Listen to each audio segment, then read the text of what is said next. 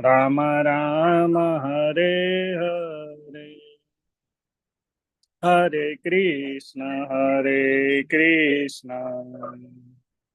कृष्ण कृष्ण हरे हरे, हरे राम राम राम हरे हरे, हरे कृष्ण कृष्ण कृष्ण हरे हरे, हरे राम राम राम राम राम हरे हरे हरे, हरे। हरे हरे कृष्ण कृष्ण। प्रभु। Thank you दंडवत भव सिंधु श्री चैतन्य प्रभु। Thank you. Hare fantastic Krishna एकदम। प्रभु जी, दंडवत हरे प्रणाम। कृष्ण जयेंद्र मेवाड़ा प्रभु, हरे हिरल कृष्ण माता प्रभु जी, जी। तेजल प्रणाम माता प्रणाम। जी, उर्मिला साधु माता जी, अमित वोरा प्रभु, टेसना पटेल माता जी, हरे कृष्ण प्रभु जी। हरे कृष्ण दिन शरण प्रभु, यशोदा माता जी, जल्पा जोशी माता जी, जिज्ञासा पित्रोड़ा माता जी, कल्पना मेवड़ा माता जी, कौशी माता जी, मंजुला माता जी, मीनाबेन रावल माता जी, कृष्ण कृपालय प्रभु, हरे हरे रोशनी कृष्ण कृष्ण माता प्रभु, प्रभु जी, जी। दंडवत प्रणाम। धन्यवाद प्रणाम। हरे हरे कृष्ण कृष्ण प्रभु जी। सुनीता हरे माता जी, कृष्ण। हरे कृष्ण। हरे कृष्ण બધું વૃંદાવન वेलकम। જઈને કહો. વૃંદાવન જઈને આય મારે પ્રભુજી. हरे हरि बोल, हरि बोल, खूब सरस। थैंक यू हरे कृष्ण विमला जय ब्रजरानी गुरु। माता जी, रतिलाल प्रभु હરે एंड કૃષ્ણ ब्रजरानी પ્રભુજી. विनीता माता जी, બધા જ વહાલા વૈષ્ણવનું ખૂબ ખૂબ હૃદયપૂર્વકનું સ્વાગત છે। શરૂઆત હરે કરશું કૃષ્ણ આજનું પ્રભુજી. સેશન। હરે કૃષ્ણ પ્રભુ, વેલકમ વેલકમ પ્રભુ। શરૂઆત કરશું આજનું સેશન, મંગલાચરણથી શરૂઆત કરીએ। મારો અવાજ ક્લિયર આવે છે ને તમને લોકોને? હા પ્રભુજી. हाँ प्रभु। ભગવાન શ્રી શ્રી રાધા ગોવિંદના ચરણોમાં ખૂબ ભાવપૂર્વક પ્રેમપૂર્વકની પ્રાર્થનાઓ મંગલાચરણથી શરૂઆત કરીએ। ઓમ અજ્ઞાનતિમિરાન્ધસ્ય જ્ઞાનાંજન શલાકયા ચક્ષુરુન્મિલિतं येन तस्मै श्री गुरुवे नमः। श्री चैतन्य मनोभीष्टं स्थापितं येन भूतले स्वयं रूप कदा मह्यं ददाति स्वपदान्तिकं। वन्देऽहं श्रीगुरु श्रीयुतापदकमलं श्रीगुरुन् वैष्णवांश्च श्रीरूपं साग्रजातं सहगण रघुनाथान्वितं तं सजीवं साद्वैतं सावधूतं परिजनसहितं कृष्ण चैतन्यदेवं श्रीराधा कृष्ण पादान् सहगण ललिता श्रीविशाखान्वितंश्च। हे कृष्णा करुणा सिंधु दीनबंधु जगतपते गोपेश गोपिका कांत राधा कांत नमस्तुते। तप्त कांचन गौरांगी श्री राधे वृंदावनेश्वरी वृषभानुसुते देवी प्रणमामि हरिप्रिये। वाञ्छाकल्पतरुभ्यश्च कृपा सिन्धुभ्य एव च पतितानां पावनेभ्यो वैष्णवेभ्यो नमो नमो विष्णुपादाय कृष्णप्रेष्ठाय भूतले श्रीमते भक्तिवेदान्त स्वामिनिति नामिने। नमस्ते सारस्वते देवे गौरवाणी प्रचारिणे निर्विशेषा शून्यवादी पाश्चात्यादेशतारिणे। जय श्री कृष्ण चैतन्य प्रभु नित्यानंद श्री अद्वैत गदाधर श्रीवासादि गौर भक्तवृंद। हरे Krishna Krishna Krishna, Krishna Krishna Krishna, Krishna, हरे Hare हरे Hare, हरे Hare हरे Rama, Ram Hare Ram Rama, Ram हरे Rama हरे। Rama, Hare हरे कृष्ण। हरे हरे कृष्ण कृष्णा। परेश शाह हरे प्रभु कृष्ण जी, प्रभु जी, मीना Hare दंडवत माता Krishna, जी, प्रणाम। Prabhuji, Dandavad Pranam. धन्यवाद प्रणाम। राजेंद्र प्रभु वेलकम। मुक्ति माता जी હરે एंड કૃષ્ણ પ્રભુજી.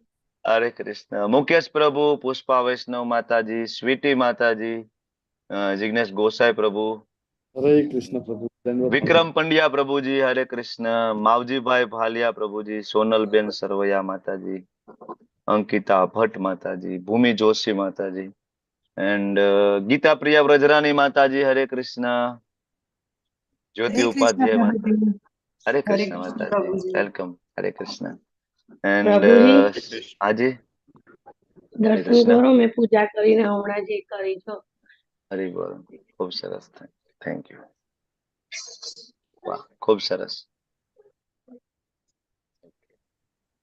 થેન્ક યુ મુક્તિ માતાજી, થેન્ક યુ.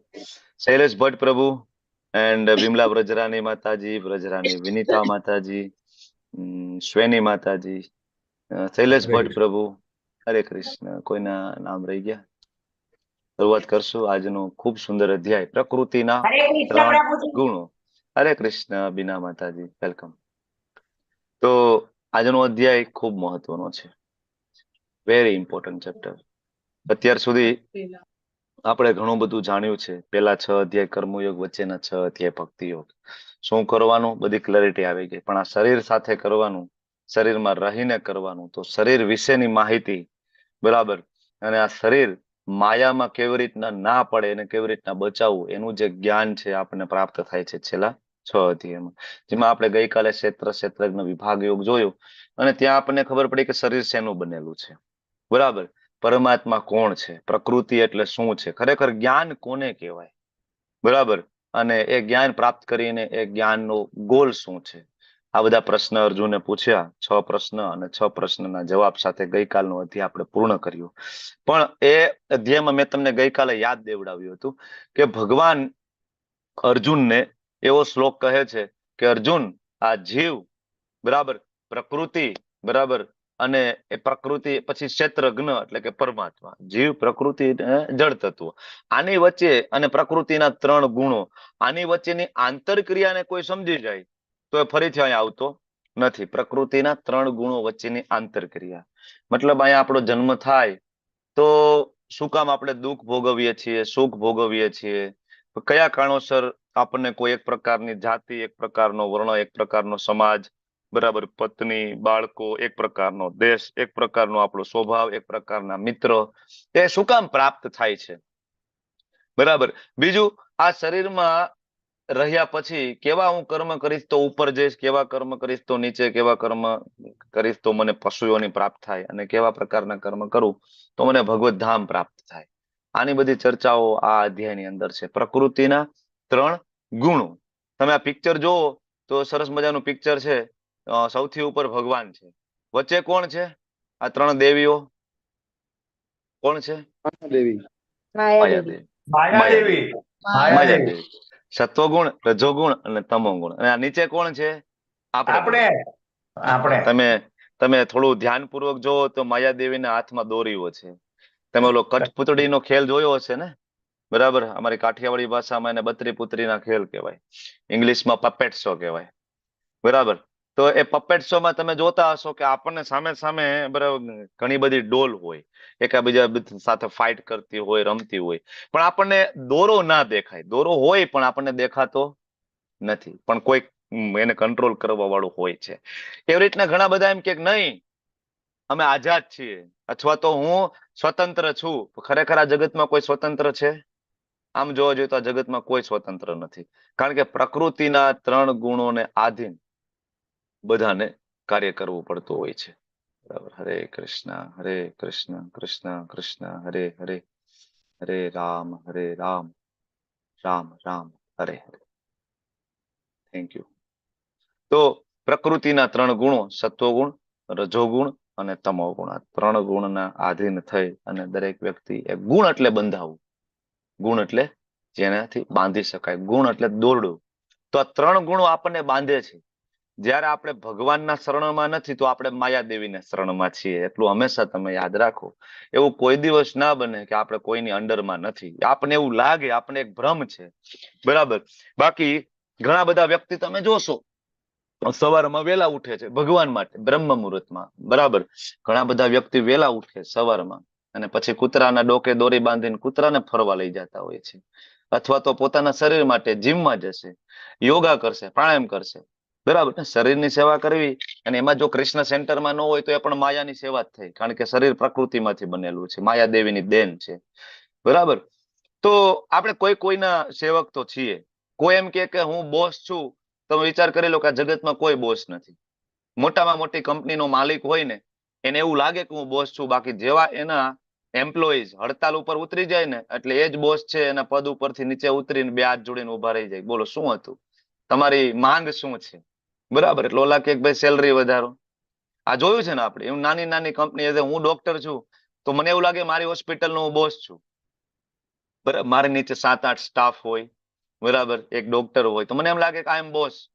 પણ હવે મારી નીચે કામ કરનારા જે મારા નર્સિંગ સ્ટાફ છે, એ એક દિવસ રજા ઉપર જતા રહીએ તો બધા તો મારે ફોન કરવો પડે ને, ભાઈ તમારા વગર હોસ્પિટલ કેમ ચાલશે? હું ગમે એટલો મોટો ડોક્ટર હોય તો હું એકલા હાથે હોસ્પિટલ ચલાવી શકવાનો નથી, એકલા હાથે ઓપરેશન કરી શકવાનો નથી. મારા આસિસ્ટન્ટ જોઈશે ને, અને એ આસિસ્ટન્ટ ઉઠી જાય તો મારે શું કરવું પડશે? બે હાથ જોડીને ઉભું રહેવું પડશે ને, ભાઈ બોલ બોલ તું, હું શું પ્રશ્ન શું છે? સેલરી વધારવી શું પ્રશ્ન છે? આપણે એવું લાગે કે હું બોસ છું. બોસ હોય તો શું કામ હાથ જોડીને ઉભું રહેવું પડે? બરાબર. એ આપણો ભ્રમ છે. આ જગતમાં કોઈ બોસ નથી, હંમેશા બધા દાસ છે, કાં તો માયાદેવીના, કાં તો ભગવાનના. નક્કી આપણે એ કરવું કે કોના દાસ બનવું છે. માયાદેવીના દાસ બનીશું તો વારંવાર આ જગતની અંદર ફરી ફરીને આવવું પડશે, ને ફરી ફરીને જન્મ લેવો પડશે, ને ફરી ફરીને દાસ બનવું પડશે. ભગવાનના દાસ બનીશું તો ફરીથી આ જગતમાં નહીં આવવું પડે, અને ભગવાનની સાથે ગોલોક વૃંદાવન ધામ મારીશું. અને ભગવાનના એવા દાસ બનવાની ભગવાન પોતે શક્તિ આપે છે કે જે ભગવાનને પોતાને પણ કંટ્રોલમાં લઈ લે. આ એવા દાસ બને છે. કોણ? યશોદા માતાજી, નંદ બાબા, અરે અર્જુન. આપણે પેલા અધ્યાયમાં જોયું ને કે ભગવાન રથને બે સેનાની વચ્ચે લઈ લો. ભગવાન કે કાંઈ વાંધો નહીં, તમે જેમ કહો એમ. ક્યાં લઈ જાઓ બોલો? અનંત બ્રહ્માંડના સ્વામી છે, સારથી બનીને બેઠા છે અર્જુન. સારથી બનવું એટલે કઈ સન્માનીય પોસ્ટ નથી, તમને ખબર છે ને? સારથી બનવું ઇટ્સ લાઈક અ ડ્રાઈવર. બરાબર. ડ્રાઈવર બનવું કોઈ સન્માનીય પોસ્ટ નથી. બરાબર. પાછળ અર્જુન બેઠા છે એઝ એ બોસ તરીકે, અને આગળ ભગવાન એઝ એ ડ્રાઈવર તરીકે, છતાં ભગવાન બિરાજમાન થાય છે. તો ભગવાન ના દાસ બનીએ તો ભગવાન એવો સંબંધ આપણી સામે, આપણી સાથે નિભાવે છે કે ભગવાન સ્વયં આપણા દાસ બની જાય. ભગવાન ઇવન લલાયત છે એના ભક્તોની સેવા કરવા માટે. જેમ આપણે લલાયત છે એમ ભગવાન પોતે લલાયત છે. બરાબર. તો હવે નક્કી કરવું કે ભાઈ ક્યાં જવું. તો પ્રકૃતિના 3 ગુણોમાંથી બધાને બહાર નીકળવું છે. નીકળવું છે ને કે રહેવું છે? એકચ્યુઅલી આ પ્રકૃતિના 3 ગુણો તમે લેવલ 2 માં આવશો. એકચ્યુઅલી આ અધ્યાય છે આ ભૌતિક જગતનું બંધારણ.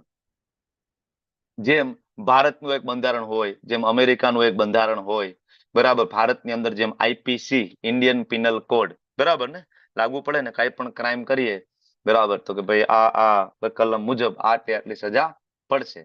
એમ જ્યારે તમારો ને મારો આ ભૌતિક જગતમાં જન્મ થયો, તરત જ આપણા ઉપર આ 3 મુખ્ય કલમ લાગુ કરવામાં આવી. કઈ? સત્વગુણ, રજોગુણ અને તમોગુણ. હવે કોઈ સત્વગુણમાં કામ કરે તો એ મુજબની એને સજા અથવા તો એને ફળ પ્રાપ્ત થાય. રજોગુણમાં કાર્ય કરે તો એ મુજબની સજા અથવા ફળ પ્રાપ્ત થાય. અને તમોગુણમાં કોઈ કાર્ય કરે તો એ મુજબની સજા પ્રાપ્ત થાય. બરાબર. આનાથી કોઈ બચી શકે નહીં. કોઈ વ્યક્તિ એમ કે હું ભગવદ્ ગીતા નથી માનતો, હું માયાદેવીને નથી માનતો, હું પ્રકૃતિના 3 ગુણોને નથી માનતો, તો શું માયાદેવી એને છોડી દેશે?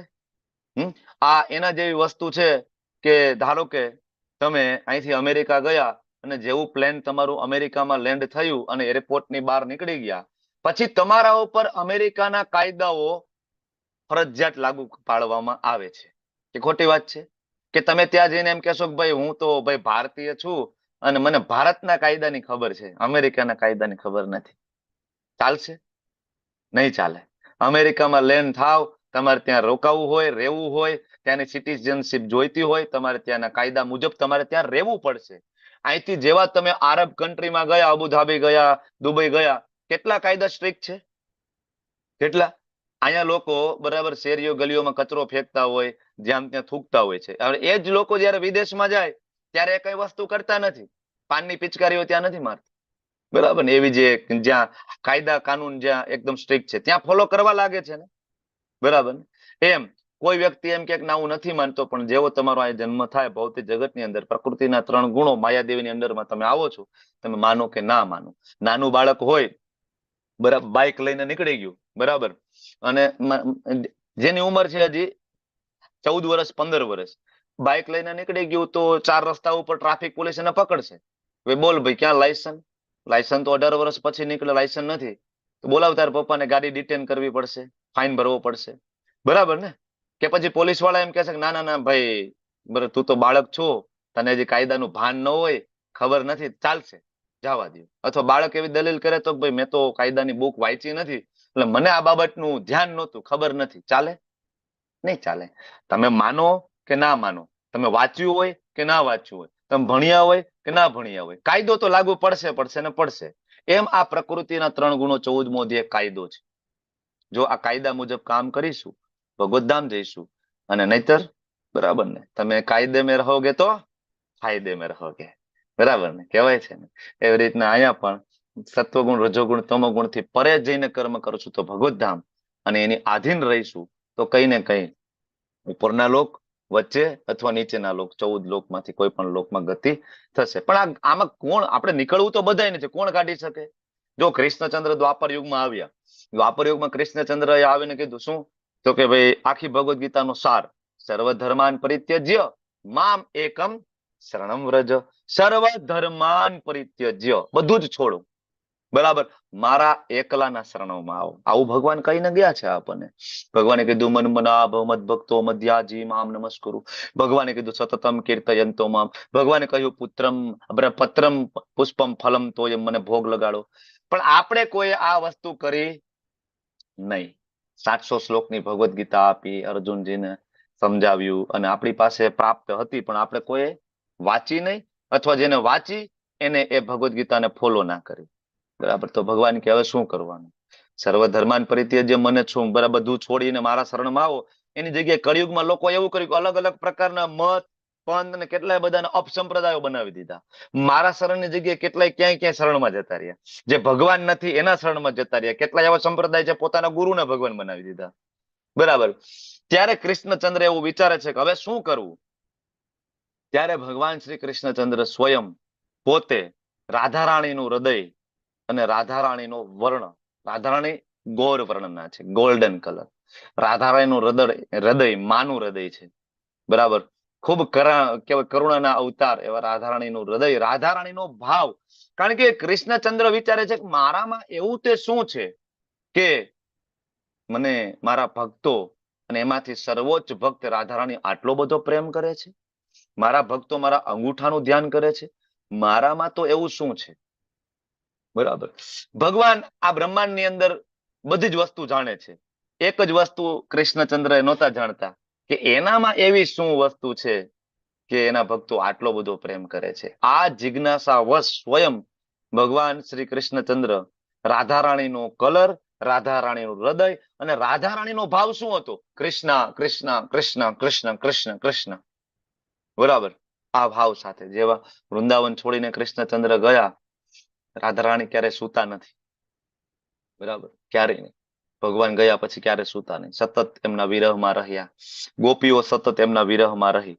ઘણા બધી એની લીલાઓ છે. ઉદ્ધવજી જયારે ફરીથી ભગવાન કૃષ્ણ ઉદ્ધવજીને મોકલે છે, વૃંદાવનમાં જાય છે. ઉદ્ધવજી કૃષ્ણચંદ્ર જેવા દેખાતા હતા એકચ્યુઅલી, અને ભગવાન કૃષ્ણએ કીધું તો કાલે અમારું મોરપીંછ અને આ બાંસુરી તું લેતો જાય, બરાબર, લઈને ગયા. અને ઉદ્ધવજીને જોયું તો બધાને એમ થયું કે ભગવાન કૃષ્ણ આવી ગયા, અમારા કૃષ્ણ, અમારા કૃષ્ણ. પછી નજીક જોઈને જોયું તો ખબર પડી કે આ તો ઉદ્ધવ છે. કારણ કે ભગવાને ઉદ્ધવજીને કીધું તું કે તું આ લઈને જા, બાકી તારી સામું પણ કોઈ નહીં જોવે. કારણ કે વૃંદાવન વાસી માત્ર કૃષ્ણની કામના કરે છે, ઓનલી. બીજા કોઈ સાથે વાતો કરવા પણ એ તૈયાર નથી. તો તું આ મોરપીંછ લઈને જા તો કદાચ તારી સાથે વાતો કરશે એટલીસ્ટ. ઉદ્ધવજી ગયા, અને ઉદ્ધવજી સરનામું પૂછે છે કે ભાઈ ક્યાં નંદ બાબા યશોદાજી ક્યાં રહે છે? ત્યારે વ્રજવાસીઓ કે છે કે આ બાજુમાં જે નદી દેખાય છે, જે ચાલતી આવે છે, એ તમે એના રસ્તેના તટ ઉપર જતા રહો, અને નદીની જ્યાંથી શરૂઆત થાય ને, એ નંદ બાબાનું ઘર છે. આટલા વર્ષોથી વિરહની વેદનામાં બધી જ ગોપીઓ રોજે નંદ બાબાને ત્યાં મળે છે, બરાબર. રાધારાણી, યશોદા મહારાણી બધા એક જગ્યાએ બેસીને ભગવાનના વિરહમાં ક્રંદન કરે છે એવરી ડે, અને એના જે અશ્રુ ત્યાં નદી સ્વરૂપે વહે છે. તમે જાઓ, આ પ્રેમ છે, બરાબર. તો આ વિરહ હતો રાધારાણીનો, અને એ જ વિરહની ભાવના લઈ અને કૃષ્ણચંદ્ર કળિયુગમાં 8 થી 500 વર્ષ પહેલા પ્રગટ થયા. કઈ રીતે? ભગવાન શ્રી ચૈતન્ય મહાપ્રભુ, શ્રી કૃષ્ણ ચૈતન્ય, રાધા કૃષ્ણ નાહી અન્ય. હવે આ તો તમને એમ થાય કે ભાઈ ઇસ્કોન વાળા છો એટલે તમે મહાપ્રભુને ભગવાન કહી દીધા. ઓલા સંપ્રદાય વાળા એમ કે ભાઈ અમારા ભગવાન, તમે એમ કહો કે અમારા ભગવાન. પણ આપણે શાસ્ત્રોના સંદર્ભથી જઈએ છતાં પણ જો મહાપ્રભુ સ્વયં ભગવાન છે, પણ એને ક્યારે એવું ના કીધું કે મારા નામની માળા કરો. બરાબર. એને કીધું કે તમે રામ અને કૃષ્ણની માળા કરો. જયારે એને ઘણી વખત પ્રતિપાદિત કર્યું, પોતે રામ અવતાર તરીકે દર્શન આપ્યા છે, રાધા કૃષ્ણ તરીકે દર્શન આપ્યા, લક્ષ્મી નારાયણ તરીકે દર્શન આપ્યા. શાસ્ત્રોમાં ભરીને વર્ણન છે. ભવિષ્ય પુરાણ ખોલો તમે, શ્રીમદ ભાગવત મહાપુરાણની અંદર રેફરન્સ આજે આપણે જોઈશું અલગ અલગ. તો આ જે અધ્યાય પ્રકૃતિના 3 ગુણોમાંથી 12 કોણ કાઢી શકે? ભગવાન શ્રી ચૈતન્ય મહાપ્રભુ. અને એ ચૈતન્ય મહાપ્રભુની આગાહી શ્રીમદ ભાગવતમ ની અંદર તમે જોશો તો આ 9 ઋષિઓ આગાહી કરે છે. કવિ, હવિ, અંતરિક્ષ, પ્રબુદ્ધ, પીપલાયન, અવીર, હોત્ર, દાવડી, ચામસાન, કરભજન. આ 9 કવિ, જે 9 ઋષિ, એના 9 પ્રશ્ન હોય છે. એ જે પ્રશ્ન તમે વાંચો તમને આખું ભાગવતમ સમજાય છે. એટલું ડિટેલમાં એ પ્રશ્નના જવાબ શ્રીમદ ભાગવતમમાં આપ્યા છે. બરાબર. એને ચૈતન્ય મહાપ્રભુની ભવિષ્યવાણી કરી. બરાબર. 11મા સ્કંદના 5મા શ્લોક, 5મા અધ્યાયના 32મા શ્લોકમાં કૃષ્ણ વર્ણ ત્વિષા અકૃષ્ણમ. કૃષ્ણ વર્ણ, એનો વર્ણ કલર નહીં. અહીંયા વર્ણ એટલે શું છે? શબ્દ. બરાબર. એના જીવા ઉપર શું શબ્દ હશે? કૃષ્ણ, કૃષ્ણ, કૃષ્ણ, કૃષ્ણ, કૃષ્ણ. મહાપ્રભુના જીવા ઉપર શું શબ્દ હતા? સતત હરે કૃષ્ણ, કૃષ્ણ કૃષ્ણ, હરે હરે, હરે રામ, રામ રામ, હરે હરે. તો કૃષ્ણ વર્ણ ત્વિષા અકૃષ્ણ. એની જે સ્કિન નો કલર છે આ વખતે કૃષ્ણ નથી. આ વખતે શ્યામ સુંદર બનીને આવવાના નથી. બરાબર. સાંગો પાંગાસ્ત્ર પાર્ષદમ, એકલા નહીં આવે, સાથે એના પાર્ષદો આવશે. હવે તો આપને ખબર છે એના પાર્ષદો કોણ કોણ છે, જે આપણે પંચતત્વ મંત્ર બોલીએ છીએ, જય શ્રી કૃષ્ણ ચૈતન્ય પ્રભુ નિત્યાનંદ, જે બલરામજી છે, અદ્વૈત આચાર્ય, જે સદાશિવ એટલે શિવજી અને મહાવિષ્ણુનું કમ્બાઇન ઇન્કાર્નેશન, જે દાઢી વાળા છે. બરાબર. જય શ્રી કૃષ્ણ ચૈતન્ય પ્રભુ નિત્યાનંદ શ્રી અદ્વૈત ગદાધર પંડિત એટલે શ્રીમતી રાધા રાણી પોતે, અને શ્રીવાસ આચાર્ય એટલે નારદજી પોતે. તો એકલા નથી આવવાના. સાંગો પાંગાસ્ત્ર પાર્ષદમ, યજ્ઞ સંકીર્તન પ્રાય, આવીને શું કરશે? તો કે સંકીર્તન યજ્ઞ નો પ્રચાર કરશે. આખા વિશ્વની અંદર હરે કૃષ્ણ મહામંત્ર નો પ્રચાર કરશે, કીર્તન નો પ્રચાર કરશે, અને યુગ ધર્મ આપશે. કલિયુગનો યુગ ધર્મ શું છે? કલો તદ હરિ કીર્તનાદ. કલિયુગની અંદર માત્ર હરિનું કીર્તન થાય. કલિયુગ કેવલ નામ આધાર, ભગવાનનું નામ. તો એ નામનો ફેલાવો કરશે. અને કોણ જાણી શકશે? તો કે યજંતી સુમેધસ, જે ખરેખર બુદ્ધિશાળી લોકો હશે એ જ આ ફિલોસોફીને સમજી શકશે. બરાબર. એટલે ખરેખર જે ઇન્ટેલિજન્ટ લોકો છે એ જ જનરલી આ ગોડિયા વૈષ્ણવ ફિલોસોફીને સમજી શકે છે અને શાસ્ત્રને સમજી શકે છે. પ્રભુપાદે અમેરિકાથી પ્રચાર પ્રસાર કર્યો. તમને શું લાગે કે આ બધા ભૂરિયાઓ, આ બધા અમેરિકાનો એને ડાયરેક્ટ આપણા શાસ્ત્ર અપનાવી લીધા હશે? પ્રભુપાદે કીધું કૃષ્ણ ભગવાન છે, તો શું લાગે ડાયરેક્ટ એને સ્વીકારી લીધું હશે? કેટલાય બધા પ્રશ્ન, કેટલાય બધા તર્ક વિતર્કો, આપણા બધા શાસ્ત્રો, એનો નિચોડ, એના ટ્રાન્સલેશન, એના ઉપર રિસર્ચ, કેટલું બધું એ લોકોએ કર્યું છે, જે આપણે નથી કર્યું એટલું બધું એ લોકોએ કર્યું. પછી એને ખબર પડે કે નહીં, મહાપ્રભુ સ્વયં ભગવાન છે. બરાબર. તો કલિયુગમાં બુદ્ધિશાળી મનુષ્યો ને ખબર પડશે કૃષ્ણના નામનું ગાન કરતા ભગવાનના અવતાર સામૂહિક કીર્તન કરશે, જેનો કલર શ્યામ નથી, જે સ્વયં પોતે કૃષ્ણ છે, અને એના સેવકો સાથે આવશે. આ પેલો રેફરન્સ, મહાપ્રભુ ભગવાન છે. બીજું 7મો સ્કંદ શ્રીમદ ભાગવતમ 9મો અધ્યાય 38મો શ્લોક. ત્યાં પ્રહલાદ મહારાજ કહે છે કે તો પછી બધાને કેમ નથી ખબર? તમે જો ગોડિયા વૈષ્ણવ સિવાય બધાને ખબર નથી કે ચૈતન્ય મહાપ્રભુ પોતે કૃષ્ણ છે. બધાને ખ્યાલ નથી. હવે લોકો થોડું સ્ટડી કરે છે, રિસર્ચ કરે છે, આવું ઘણા બધાને ખ્યાલ છે. ઇવન આપણા એક્સ ઇન્ડિયાના પ્રેસિડેન્ટ રામનાથ કોવિંદજી, એમના પણ એક લેક્ચરમાં એના કોટ કર્યું હતું ચૈતન્ય મહાપ્રભુ કોણ છે. બરાબર. એમને મંચ ઉપરથી, એવું નથી કે આપણે એના થપ્પાની જરૂર છે, પણ કહેવાનો મતલબ છે કે આવા મહાપુરુષો વાંચતા હોય શાસ્ત્ર તો ખબર પડે કોણ છે ચૈતન્ય મહાપ્રભુ. તો પ્રહલાદ મહારાજ એમ કહે છે કે ભાઈ કેમ બધાને ખબર નથી મહાપ્રભુ ભગવાન છે? તો કે એ સિક્રેટ અવતાર છે, છન્ન કલો પ્રચ્છન્ન અવતાર છે. મહાપ્રભુ એ બધા માટે નથી. મહાપ્રભુ છે એ સિક્રેટ અવતાર છે. એટલે એ ગણ્યા ગાંઠિયા લોકો જે છે કે બહુનામ જન્મનામ અંતે જ્ઞાનવાન મામ પ્રપદ્યંતે વાળા જે લોકો છે, 7મા અધ્યાયના 19મા શ્લોકમાં કૃષ્ણચંદ્રએ જે કહ્યું હતું કે લાખો કરોડો જન્મ પછી કોઈ ભગવાનના શરણે જાય, આવા લોકો સમજી શકશે વાસુદેવ સર્વમિતિ, ભગવાન શ્રી કૃષ્ણ એ જ બધું છે, અને એ મહાપ્રભુની ફિલોસોફીને સમજી શકશે. બરાબર. પછી ગરુડ પુરાણની અંદર રેફરન્સ છે અહમ પૂર્ણો ભવિષ્યામી યુગ સંધ્યાયા વિશેષત માયાપુરે નવદ્વીપે ભવિષ્યામી સચી સુત. હવે એવું નથી કે ઇસ્કોન વાળા મહાપ્રભુને ભગવાન કહી દે તો આખો જગત માની લેશે. બરોબર, રેફરન્સ જોઈશે ને. વિદ્વાન લોકો કહેશે ક્યાં લખ્યું છે. તો હંમેશા તમે યાદ રાખો કે જયારે ભગવાનના કોઈ અવતાર હોય એનું વર્ણન ભવિષ્ય પૂર્ણ ભાગવતમ 2 ની અંદર હોય શાસ્ત્રોની અંદર હોય. બીજું મહાન મહાન ઋષિઓએ એને પ્રતિપાદિત કર્યું હોય કે આ ભગવાન છે.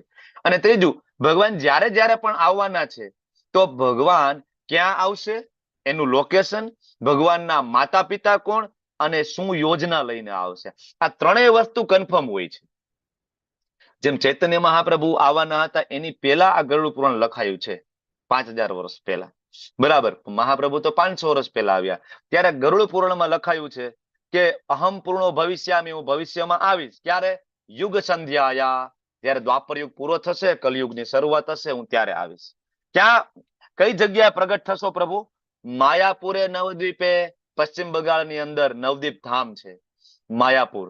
બરાબર, ત્યાં હું આવીશ. અચ્છા, તમારી માતાનું નામ શું? સચી સુત.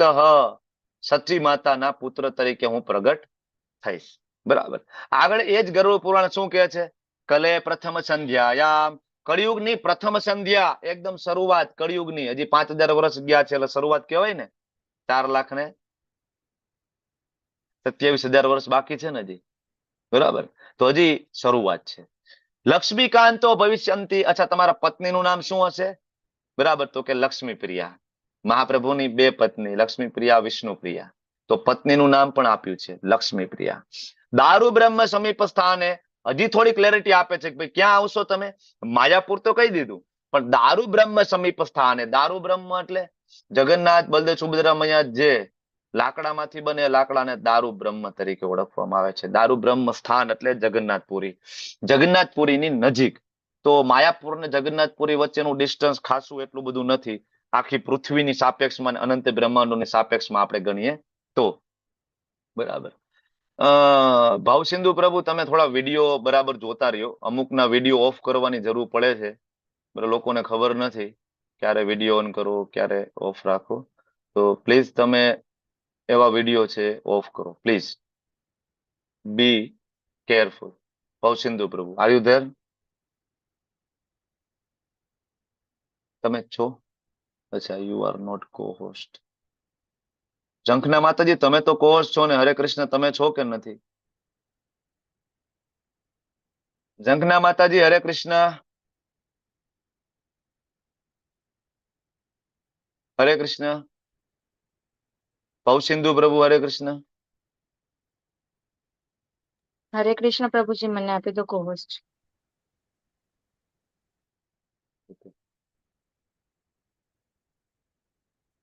એડમિન ને ઇન્ફોર્મ કરો કે કોસ્ટ અને એડમિનની સેવા એવી છે કે કમ્પ્લીટલી કોઈ જો ડેડિકેશન થી સેવા આપતું હોય તો સેવા આપો, નહીતર એ સેવા ડિસકન્ટિન્યુ કરી દો.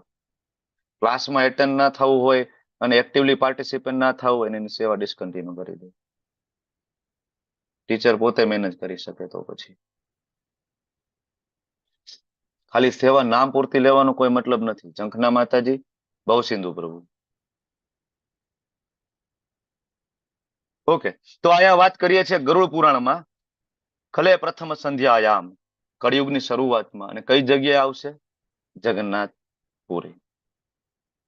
કારણ કે 2-3 વિડીયો તો મેં આજે ઓફ કર્યા છે.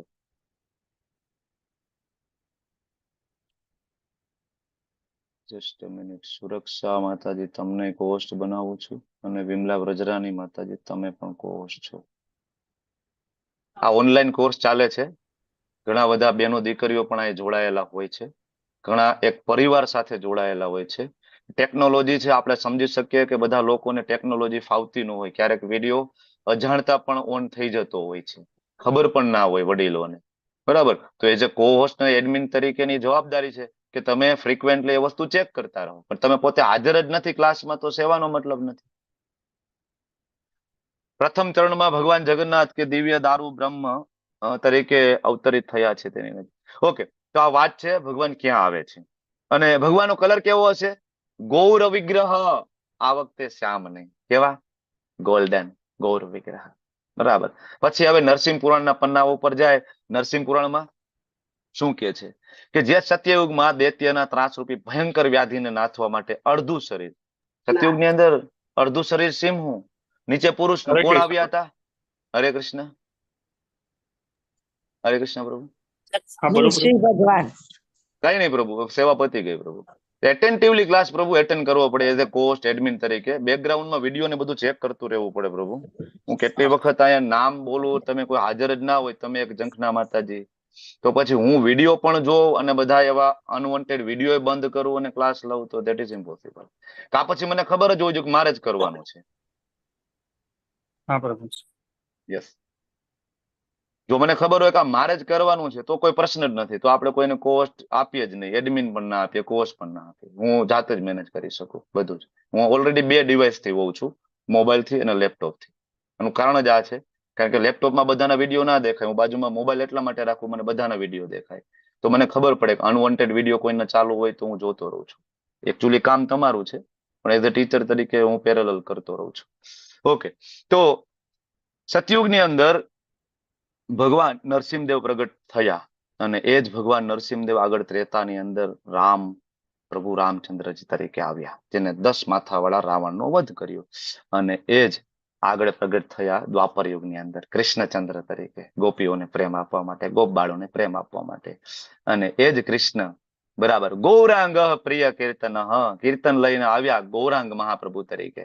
બરાબર. ચૈતન્ય નામ પ્રભુ, નામ શું હશે એનું? જો નામ પણ આપ્યું છે, માતાનું નામ પણ આપ્યું છે, જગ્યાનું નામ પણ આપ્યું છે, પત્નીનું નામ પણ આપ્યું છે. એમને ભગવાન કહી ના શકાય કોઈને. આ બધા રેફરન્સ આપણને શાસ્ત્રમાંથી મળવા જોઈએ. એમનું નામ ચૈતન્ય હશે. રાઈટ. હવે એક પદ્મ પુરાણના પન્ના ઉપરથી એક રેફરન્સ લઈએ. કલે પ્રથમ સંધ્યાયામ ગૌરાંગોત મહિતલે. બરાબર. ભાગીરથી તટે હજી એક લોકેશન આપ્યું. ક્યાં? તો કે ગંગા નદીના કિનારે. ભાગીરથી એટલે ગંગા. તમે માયાપુર જાઓ તો એક્ઝેક્ટ ગંગા નદીના કિનારે છે. સુંદર જગ્યા છે. ક્યારેક સમય મળે તો ભક્તોના સંગમાં નવદીપ માયાપુર ધામની પરિક્રમા જજો. એટલું બધું ગ્રીનરી છે, ખૂબ આનંદ આવે એવી જગ્યા છે. બરાબર. તો આ વખતે ભવિષ્યામી સચી સુત, ફરીથી કીધું કે હું મારી માતા સચી ને ત્યાં જન્મ લઈને આવે, સચી પુત્ર તરીકે ઓળખાઈશ કલિયુગના પ્રથમ ચરણમાં. ઘણા બધા એમ કે ભાઈ તમે બધા રેફરન્સ આપ્યા, પુરાણ ના આપ્યા, અમને વેદમાંથી રેફરન્સ આપો. તો આ અથર્વ વેદનો રેફરન્સ છે. 4000 વર્ષ પૂરા થશે 5000 વર્ષ પહેલા, 4000 ને 5000 વર્ષની વચ્ચેનો ગાળો, એટલે આજથી 500 વર્ષ પહેલાની ગણતરી કરો તો બરાબર કલિયુગના અત્યારે 5100-5200 વર્ષની આસપાસ વીતી ગયા. એમાંથી તમે 500 વર્ષ બાદ કરો તો 4700 વર્ષની આસપાસનો સમય આવી જાય. તો 4000-5000 વર્ષની વચ્ચેનો સમય. અને આ વખતે બરાબર ભગવાન સંત બ્રાહ્મણ બનીને આવશે.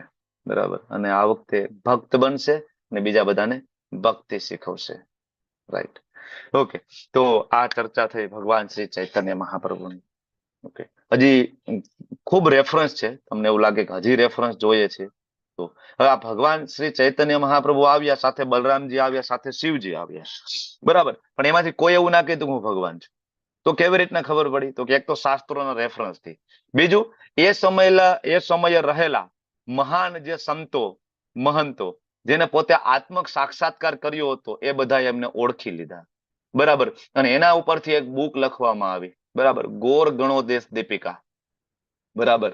જે કવિ કર્ણપુર દ્વારા લખવામાં આવી. ક્યારેક સમય મળશે તો આપણે ચર્ચા કરીશું કે કવિ કર્ણપુર કોણ છે. ભગવાનના મહાન ભક્ત છે.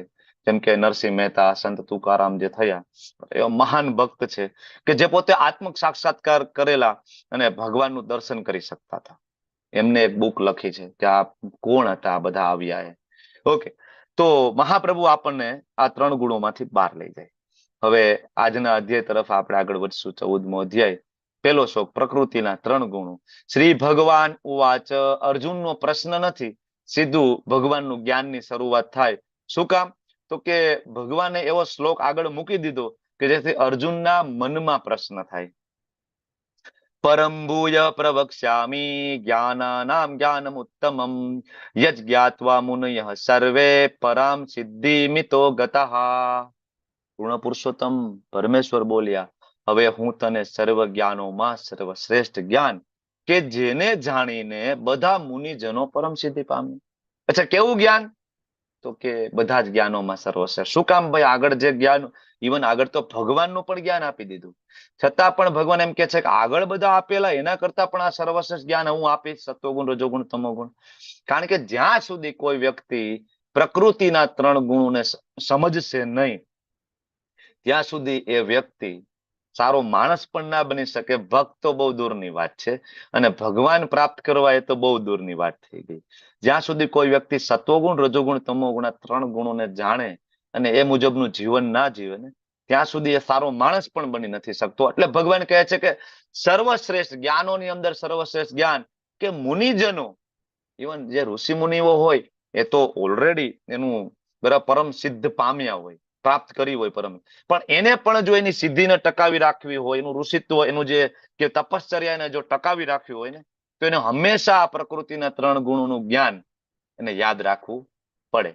એટલું બધું મહત્વનું આ જ્ઞાન છે.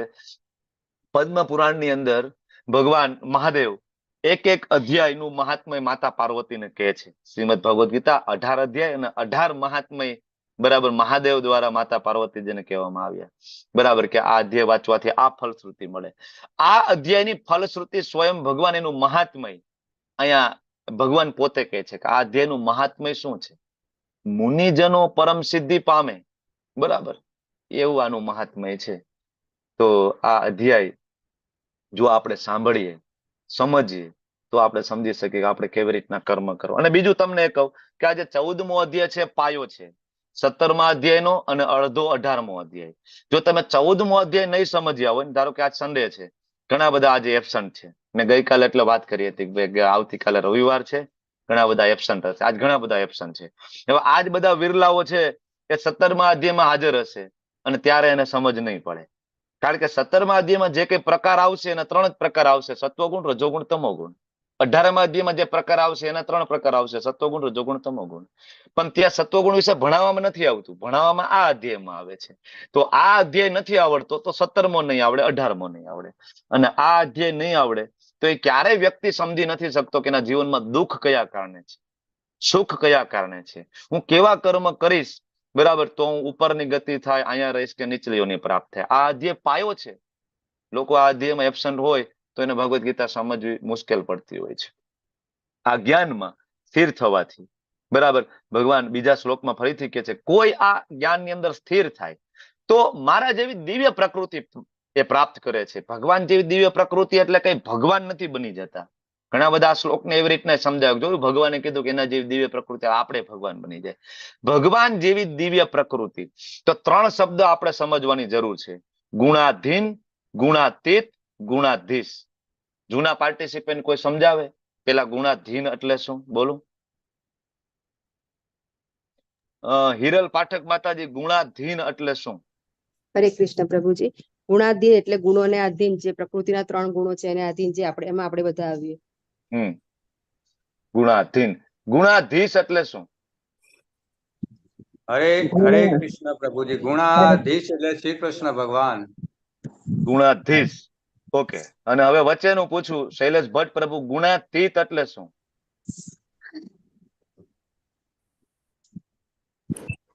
તમે મ્યુટ છો પ્રભુ. શૈલેષ ભટ્ટ પ્રભુ, તમે મ્યુટ છો. હરે કૃષ્ણ પ્રભુજી. યસ, બોલો બોલો.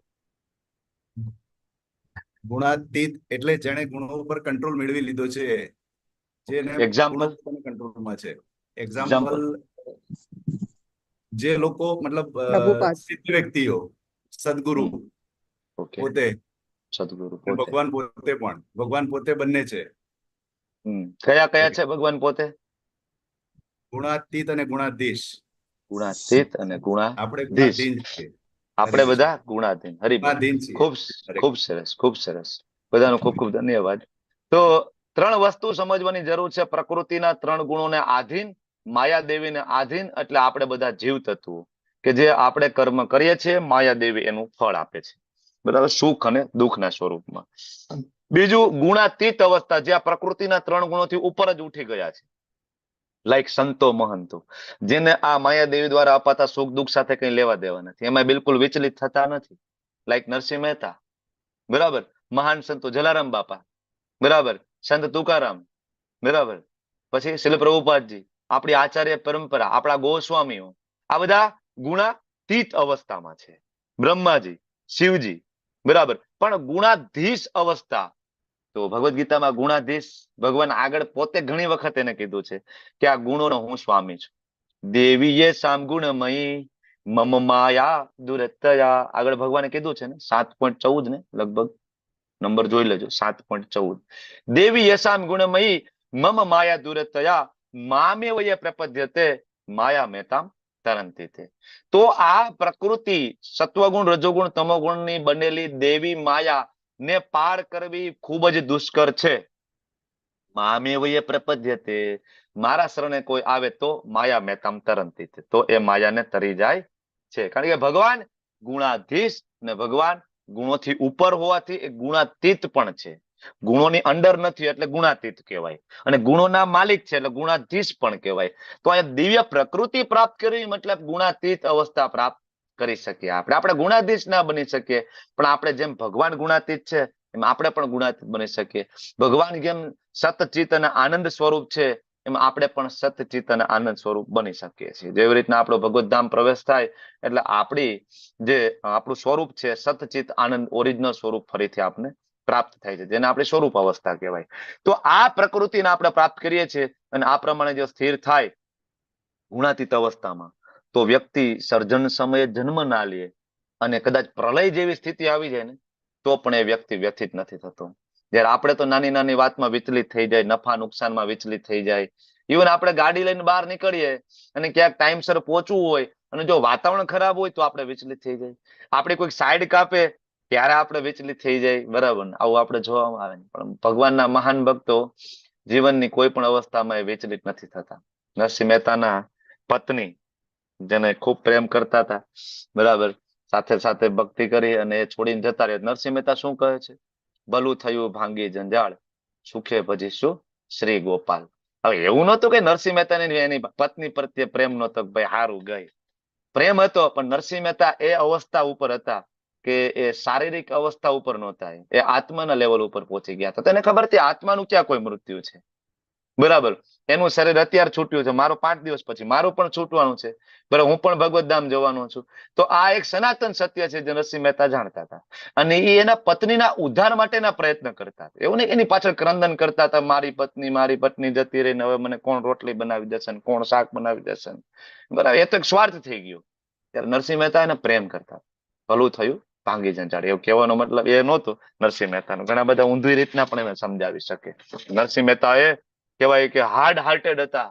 એને એના પત્ની પ્રત્યે પણ પ્રેમ નહોતો. આ જગતમાં જે ખરેખર જેને પ્રેમ કહીએ પ્રેમ નથી, એ આસક્તિ છે, એ સ્વાર્થ છે, બરાબર. પ્રેમનો મતલબ દેવું, પ્રેમનો મતલબ લેવું નથી થતો. જ્યારે આપણે હંમેશા પ્રેમની શરૂઆત લેવાથી જ થાય છે, બરાબર. કોઈ વ્યક્તિ સુંદર હોય તો ભોગવવાની કામનાથી જ, બરાબર ને? અત્યારે ખાસ તો કલયુગની અંદર, બરાબર, આ જ એક ગોલ છે ભોગવવાનું. ગાડી છે, બંગલો છે, સુંદર દેખાય છે, સારું બોલે છે, સારું ભણેલા છે, સરકારી નોકરી છે, તો મૂળ તો અંદર લેવાની કામના છે. પ્રેમ તો પછી થાય છે, ત્યારે પ્રેમની અંદર લેવાની કામના ના, બરાબર. તો પ્રલય કાળે પણ વ્યથિત થતો નથી. હે કુંતી પુત્ર, સમજી લેવું જોઈએ કે સર્વ યોનિઓ, ભગવાન 14.4 ની અંદર જે હું તમને વારંવાર કહું છું ને કે આપણા પિતા છે ભગવાન કૃષ્ણ છે, બરાબર.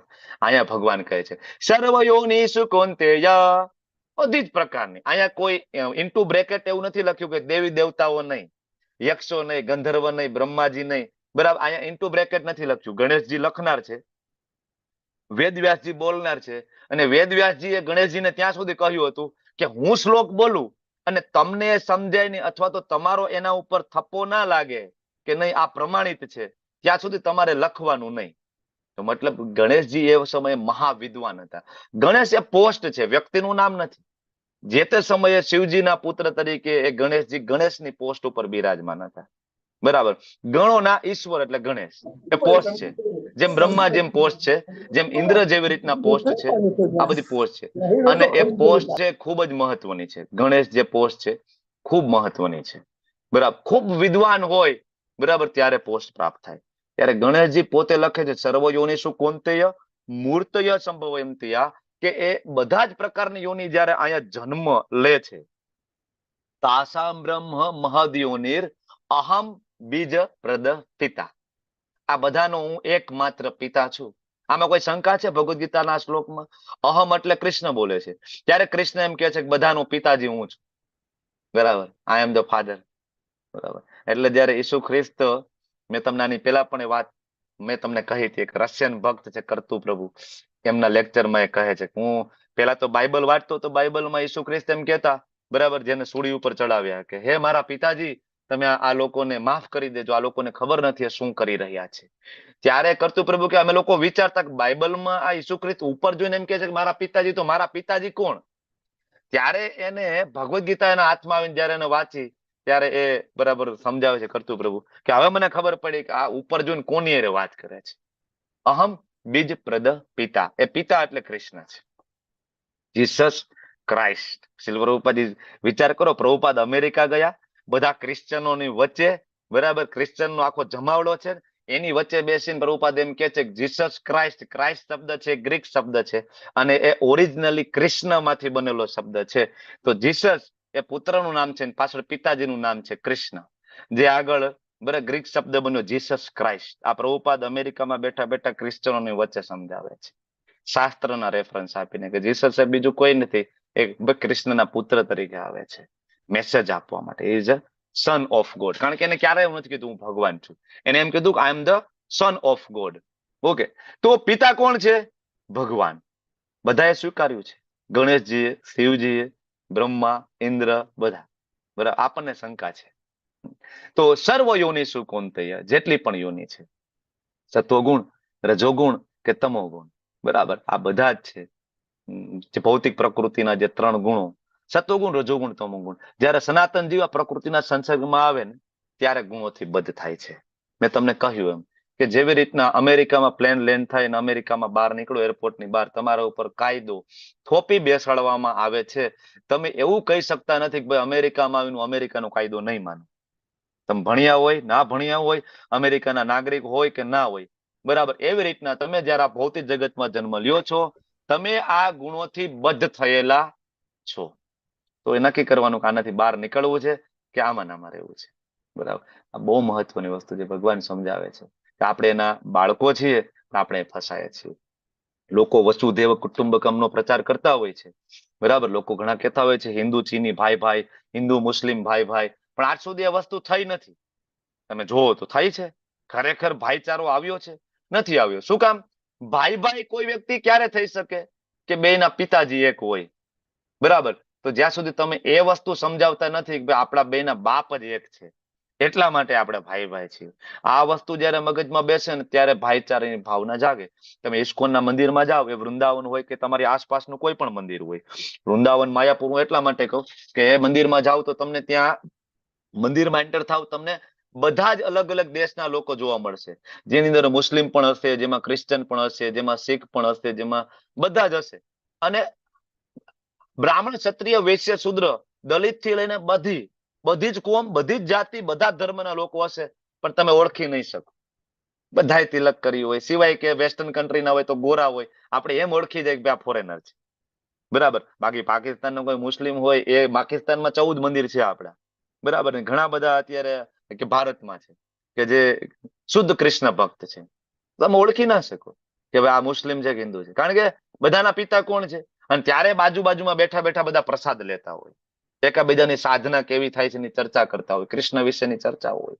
અહમ બીજ પ્રદ પિતા, આ જયારે કન્સેપ્ટ ક્લિયર હોય તો ભાઈ ભાઈ થાય.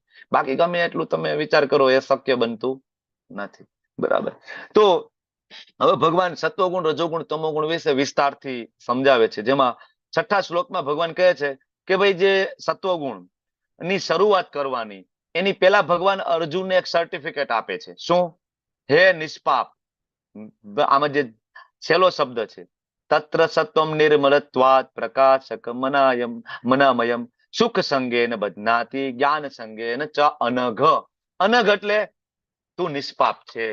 પેલા ભગવાન અર્જુનને સર્ટિફિકેટ આપી દે કે અર્જુન તું નિષ્પાપ છે. મતલબ અર્જુન તો પ્રકૃતિના 3 ગુણોથી ઉપર છે, તો પછી આ પ્રકૃતિના 3 ગુણોનું જ્ઞાન કોના માટે? એ તમારા ને મારા માટે છે, અર્જુન માટે નથી. ઓકે, એટલે કહે છે નિષ્પાપ, સત્વગુણ બીજા ગુણ કરતા શુદ્ધ છે, પ્રકાશ આપનારો છે. પ્રકાશ આપનારો મતલબ સત્વગુણી લોકો હોય એને જ્ઞાનનો પ્રકાશ થઈ શકે, એને તમે બાજુમાં બેસીને થોડું ભગવદ્ ગીતા ભાગવતમનું જ્ઞાન આપો તો એ સમજી શકે, તમારું સાંભળે, સત્વગુણ હોય જેના અંદર, બરાબર. અને પાપ કર્મમાંથી મુક્ત હોય, સત્વગુણી લોકો પાપ કર્મથી દૂર રહેતા હોય, કારણ કે શાસ્ત્ર જાણતા હોય. જે મનુષ્ય આ ગુણમાં સ્થિત હોય, પણ પ્રોબ્લેમ શું છે કે જે સત્વગુણ છે ને એમાં બે પ્રશ્ન છે કે એક તો એ લોકો સુખી હોય, કારણ કે સત્વગુણી હોય એટલે પાપ ના કરતા હોય, મેન્ટલી એ કેવાય કામ હોય, શાંત હોય, બરાબર. અને સત્વગુણના કારણે એનું મન સ્થિર હોવાના કારણે એના બધા ડિસિઝનો છે એ પણ પ્રોપર લેવાતા હોય, ડિસિઝન, જેના કારણે એને ભૌતિક સુખ પણ હોય, બરાબર. એટલે એ સુખી હોય એટલે સુખથી બંધાયેલા હોય. બીજું જ્ઞાન સંગેન, અને સત્વગુણી લોકોને શાસ્ત્ર જલ્દી સમજાય, એની સ્મૃતિ સારી હોય, કારણ કે સત્વગુણી લોકો છે એનું જે ખોરાક પણ સત્વગુણમાં હોય, બરાબર. એ રાત્રે વહેલા સૂતા હોય, સવારે બ્રહ્મ મુહૂર્તમાં વહેલા ઉઠતા હોય, યોગ પ્રાણાયામ ને બધું કરતા હોય, એની મેમરી પાવર પણ સારો હોય, અને ઇવન એની શરીરની સ્વસ્થતા પણ સારી, તંદુરસ્તી સારી હોય. એના કારણે એ લોકોને જ્ઞાન પણ હોય છે, બરાબર. એટલે આના કારણે આની અંદર વૈજ્ઞાનિકો, મોટા મોટા ફિલોસોફરો, તત્વચિંતકો, સાહિત્યકારો, આ બધી કેટેગરી આ છે સત્વગુણ વાળી, બરાબર. આમાં પણ વિભાગ હોય છે પાછા, એવું જરૂર નથી વૈજ્ઞાનિક હોય તો સત્વગુણમાં હોય જ, બરાબર. પણ આ બધા હોય છે સત્વગુણમાં. પણ એમાં બે પ્રશ્ન એમાંય છે, સત્વગુણ સૌથી સારો પણ એમાં સુખથી બંધાઈ જાય. તમે એને ભગવદ્ ગીતાનું જ્ઞાન દેવા જાવ તો શું કે એના ના અમે તો ભાઈ બહુ સુખી છીએ, અમારે 2-3 ઘર અહીંયા છે, 1-2 ઘર મુંબઈમાં છે, દિલ્હીમાં છે, ને બસ અમારે આવક થાય, બધા ભાડે મકાન દીધા છે, અને બસ બસ હવે અમારે ભાઈ ભગવદ્ ગીતાની બધું તમે વાંચો, અમે બસ પતિ પત્ની સુખી છીએ, રોજ સવારે ઉઠીએ, બરાબર, અમે જીમમાં જાય ને બસ વોકિંગ કરીએ, લાફિંગ ક્લબમાં જાય, અમારે બહુ જરૂર નથી. એને જ્ઞાન પણ હોય એટલે તમે એને જ્ઞાન આપવા જાઓ, બરાબર, તો એ બંધ થઈ જાય, કારણ કે એનું જ્ઞાન માયા દ્વારા હરાયેલું હોય. ઓકે, તો આ રીતના એમાં બે પ્રોબ્લેમ છે સત્વગુણની અંદર. રજોગુણની ઉત્પત્તિ અમર્યાદિત ઈચ્છા, રજોગુણની અંદર અનલિમિટેડ ડિઝાયર, માઉન્ટ એવરેસ્ટ ચડવો છે, બિલ ગેટ્સ કરતા વધારે પૈસા મારી પાસે હોવા જોઈએ, ખૂબ બ્યુટીફુલ મારે બનવું છે, એના માટે કેટલી બધી પ્લાસ્ટિક સર્જરીઓ કરાવતા હોય છે. માઇકલ જેક્સન નું આપણે એક્ઝામ્પલ લેતા હોય છે દર વખતે, બરાબર. 120 વર્ષ જીવવાની ઈચ્છા હતી માઇકલ જેક્સનની, એના કારણે એને કેટલી બધી પ્લાસ્ટિક સર્જરીઓ, પોતાના કાળા માતા પિતા એને ગમતા નહોતા, તમને ખબર છે ને, કારણ કે મૂળ આફ્રિકન, બરાબર, એકદમ બ્લેક હતા માઇકલ જેક્સન, પોતે પ્લાસ્ટિક સર્જરી કરાવીને ગોરા બન્યા, અને પછી ગોરા માતા પિતાને ભાડે પણ લીધા, ગોરો પરિવાર પોતાનો બનાવ્યો કે નહીં હવે બ્લેક કોઈ જોઈએ જ નહીં, ગોરા, બરાબર. ડોક્ટરોની આખી ટીમ એની સેવામાં હતી, બરાબર, 3 ડઝન ડોક્ટરો એની સેવામાં, અને કેટલા બધા ડોનરો એને રેડી રાખ્યા હતા, ડોનરો.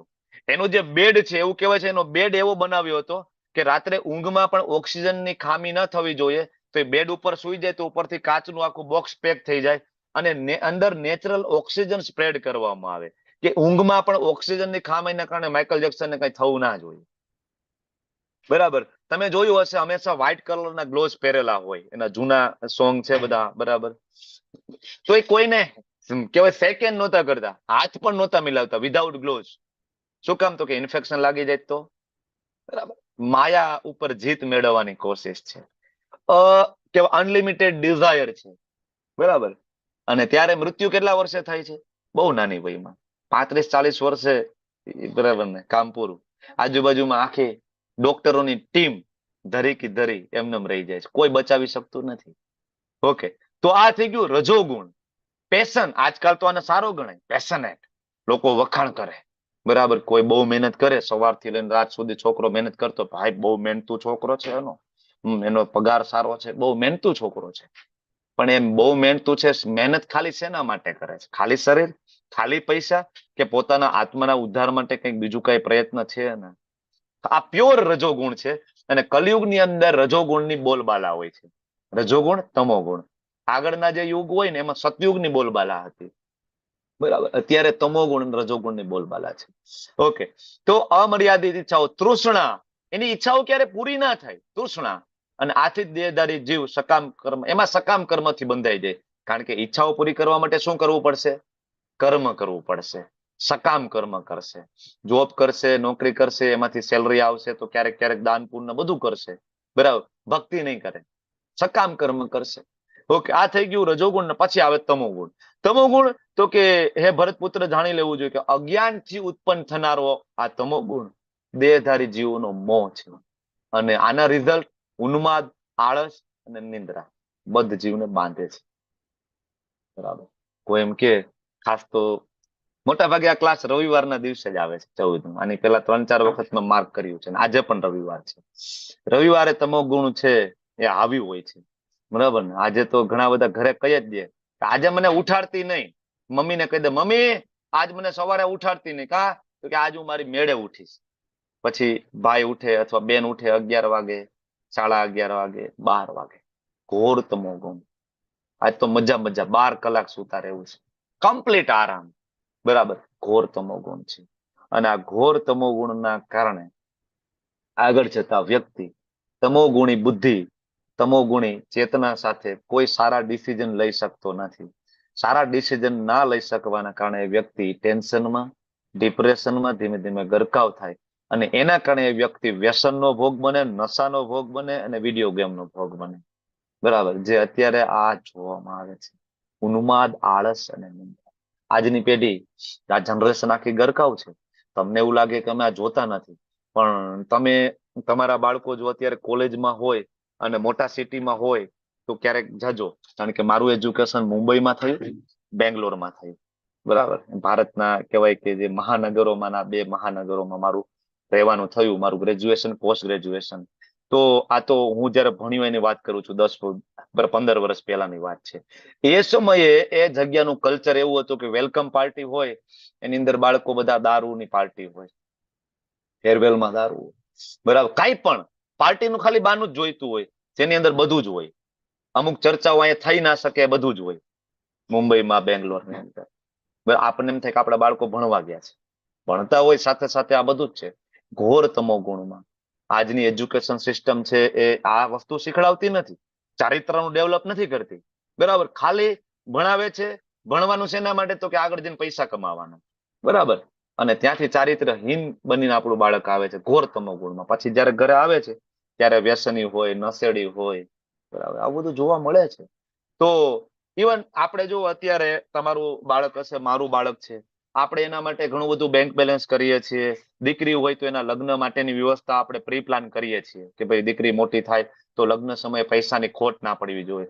બાળકના એજ્યુકેશન માટે, ડોનેશન માટે પૈસાની જરૂર પડે તો માતા પિતા 10 વર્ષથી પ્લાનિંગ કરતા હોય કે બાળક મારું આગળ જતા એને અભ્યાસમાં ક્યાંય અડચણ ના થવી જોઈએ, પૈસાની જોગવાઈ. બરાબર. આ બધું કરીએ છીએ. તમે ક્યારેય વિચાર્યું કે આ બાળક જેને તમે ખૂબ પ્રેમ કરો છો આ જન્મની અંદર, એ બાળકનું મૃત્યુ થાય અને આ જન્મમાં ઘોર તમો ગુણમાં એ બાળક રહ્યું, રજોગુણમાં રહ્યું અને આગળની યોની એને પ્રાપ્ત થાય કાગડા કૂતરાની. બરાબર. જે બાળકને આજે તમે પ્રેમ કરો છો, બાળક આગળ જતા કૂતરાની યોનીમાં હોય અને કૂતરું રોડ ઉપર જતું હોય અને ટ્રકનું ટાયર એના ઉપર ચડી જાય ને ડેડ બોડી ઉપાડવા માટે કોઈ તૈયાર હોતું નથી. જોયું છે ને? રોડ રસ્તા ઉપર તમે કાર લઈને જતા હોય, કેટલી ડેડ બોડી પડેલી હોય છે. કેટલી તો દેખાય નહીં, માથે ટાયર ફરીને રોડની લેવલ થઈ ગઈ હોય છે. તમે ઓળખી જ ના શકો કે આ કોઈ પશુ પક્ષીની, કોઈ જાનવરની ડેડ બોડી છે. ઓળખી શકાય છે?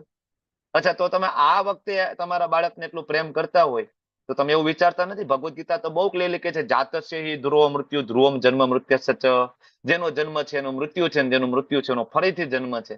તો આપણે એવા કેવા સ્વાર્થી માતા પિતા છીએ કે ખાલી આ જ જન્મ વિશે આપણે વિચારીએ છીએ. એના એજ્યુકેશન, લગ્ન માટે બધું વિચારીએ, એના બિઝનેસ માટે વિચારીએ, એના માટે મકાનો, ગાડી બધું રેડી કરીને રાખીએ છીએ. પણ એ વિચાર્યું કે આ બાળક આગળ જતા કયા ગુણમાં કામ કરશે, મૃત્યુ થશે ક્યાં જશે, આ વિચારતા નથી. તો આપણે સ્વાર્થી માતા પિતા છીએ ને. એટલે શ્રી પ્રભુપાદજી બહુ સરસ સમજાવે છે કે તમારે બાળકો ઉત્પન્ન કરવાનો અધિકાર તમને ત્યારે જ છે જ્યારે તમે બાળકને એના મનુષ્ય જીવનનો ઉદ્દેશ્ય સમજાવો કે મનુષ્ય જીવન શું કામ પ્રાપ્ત. હું એવું નથી કહેતો કે બધાને સાધુ બનાવી દો, તમારા જેટલા છોકરા છે બધા સાધુ સંત સંન્યાસી બનાવી દો, એવી વાત નથી. એને ભગવદ્ ગીતા સમજાવો, સત્વગુણ, રજોગુણ, તમોગુણ સમજાવો, એને એક સારો નાગરિક બનાવો દેશનો. બરાબર. જેથી આગળ જતા એ સારો નાગરિક બનશે, સારો પતિ બનશે, સારો દીકરો બનશે, સારો મિત્ર બનશે, સારી પત્ની બનશે. એના માટે આ સત્વગુણ, રજોગુણ, તમોગુણનું જ્ઞાન ખૂબ જરૂરી છે. Very important. આપણા માટે, આપણી પેઢી માટે, આપણા સમાજ માટે, આપણા દેશ માટે. બરાબર. ઘણા બધા એમ કે ભગવદ્ ગીતામાં દેશ વિશે, દેશ પ્રેમની કોઈ ચર્ચા નથી. હું એમ કહું ભગવદ્ ગીતા આખો દેશ પ્રેમથી ભરેલો છે. બરાબર. તમે તો ખાલી ભારત દેશ પૂરતું કદાચ વિચારતા હોય, અમે આખા પૃથ્વી માટે વિચારીએ છીએ. અમે સંપૂર્ણ કે મનુષ્ય સમાજ માટે વિચારીએ છીએ. બરાબર. કારણ કે પ્રભુપાદ પણ સ્વાતંત્ર્ય સેનાની હતા, તમને ખ્યાલ હશે. ઇસ્કોનના founder Acharya his divine grace એસી ભક્તના સ્વામી શિલ પ્રભુપાદ. સુભાષચંદ્ર બોઝ એમના સિનિયર હતા અને પ્રભુપાદ એ જ કોલેજમાં જુનિયર હતા. બરાબર. તો પ્રભુપાદ પણ આ ચળવળમાં હતા મહાત્મા ગાંધી સાથે. પણ ધીમે ધીમે પ્રભુપાદ એમના ગુરુના શરણમાં ગયા પછી પ્રભુપાદને ખબર પડી. બરાબર. અને પ્રભુપાદ બહુ ક્લિયરલી કહેતા કે તમે તો ખાલી ભારતને બરાબર હિન્દુ દેશ બનાવવા માટે આગળ વધી રહ્યા છો, પણ તમે હું એનાથી વધારે મોટો વિચારું છું. પ્રભુપાદ કે હું આખી પૃથ્વીને સનાતન ધર્મના રંગે રંગવા માંગુ છું, તમે મારો સાથ આપો. ત્યારે બધાને કહ્યું હતું, બધા પોલિટિશિયનોને, કે તમે સાથ આપો. આપણે આખા જગતમાં કૃષ્ણ ભક્તિનો પ્રચાર કર્યો. આજે રશિયાની અંદર સેકન્ડ રિલિજિયન હરે કૃષ્ણ છે. રશિયાની અંદર સેકન્ડ રિલિજિયન, બરાબર. એટલા બધા હરે કૃષ્ણના ઇસ્કોનના ફોલોવર્સ રશિયામાં છે કે ત્યાં સેકન્ડ રિલિજિયન છે. રશિયાનો સેકન્ડ રિલિજન કયો? હરે કૃષ્ણ. અમેરિકામાં, જાપાનમાં, પાકિસ્તાનની બધી જગ્યાએ ઓલ ઓવર વર્લ્ડનો એક પણ એવો દેશ નથી કે જ્યાં ઇસ્કોનના ભક્તો નથી, જ્યાં કૃષ્ણ ભક્તો નથી. પ્રભુપાદ ખાલી 10 વર્ષ રહ્યા હતા. વિચાર કરો કે પ્રભુપાદ પાસે 40-50 વર્ષનો સમય હોત ને તો અડધી પૃથ્વી સનાતન ધર્મ બનાવી દે. અડધી પૃથ્વી બધાને કન્વર્ટ કરી દે. બધા. અને એવું નહીં કે બંદૂકના નાળથી કન્વર્ટ કર્યા હતા બધાને. બધા સ્વેચ્છાએથી કન્વર્ટ થયા છે. એ મુસ્લિમ હોય, ઈસાઈ હોય કે બધા સ્વેચ્છાએથી કૃષ્ણ ભક્ત બન્યા અને સનાતન ધર્મી બન્યા છે.